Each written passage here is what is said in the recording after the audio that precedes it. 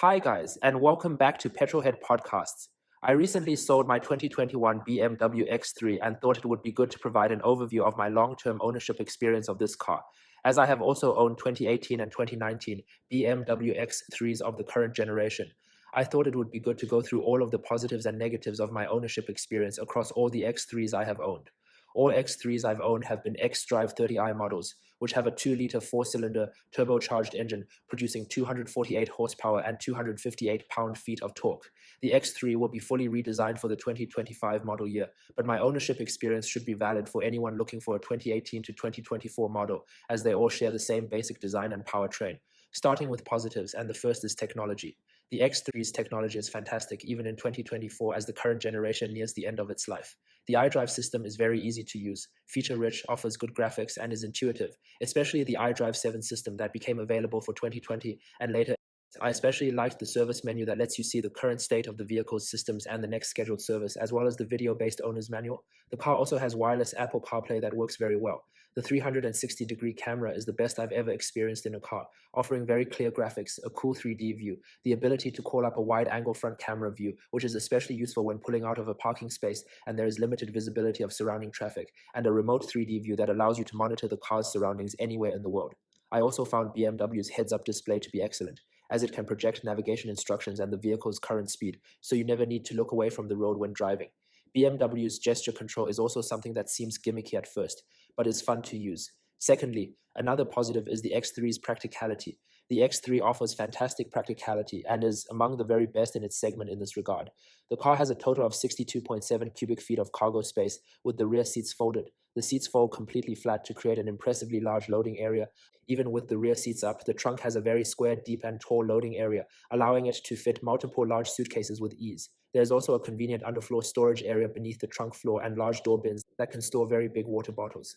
The third positive aspect to the X3 is reliability. Contrary to people's common perceptions of BMW reliability, the X3s I owned were all very reliable. My 2018 X3's active grille shutters failed, but that is known to be a common problem on 2018 and 2019 X3s and is covered under an extended warranty program from BMW. My 2019 X3's power trunk function did not work on 2 occasions, but in both cases the problem was solved after restarting the car. Otherwise, the X3s I have owned have been perfectly reliable. My 2021 X3 literally had 0 problems during my ownership, and it has surprisingly been the most reliable car I have ever owned. The fourth positive aspect to the X3 is build quality. The X3's build quality is rock solid. I did not experience any squeaks or rattles in any of the X3 I owned, and just looking around the car you struggle to find any misaligned exterior or interior parts, and everything feels very solidly put together and have an extremely high quality feel, with high grade materials and none of the creaking on the dashboard that rival brands such as Mercedes-Benz have been known for. Over time, the leather on the seats and other interior parts also show very little wear and tear, which is testament to BMW's quality. The fifth and final positive I want to mention is refinement.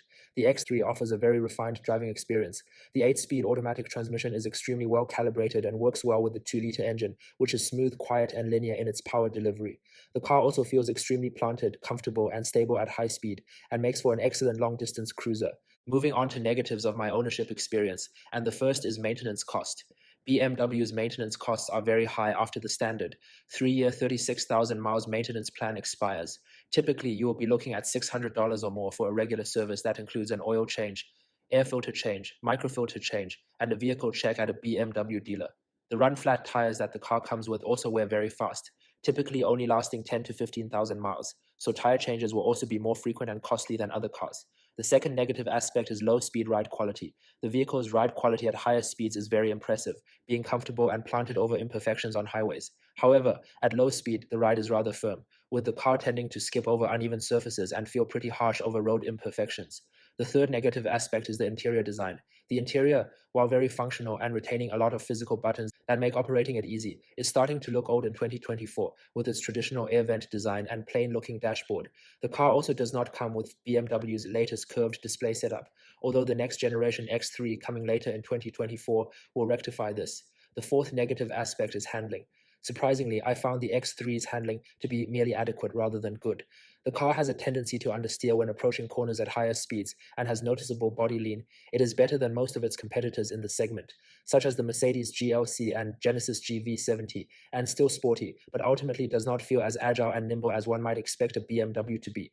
Overall, I have been extremely impressed with the X3s I have owned.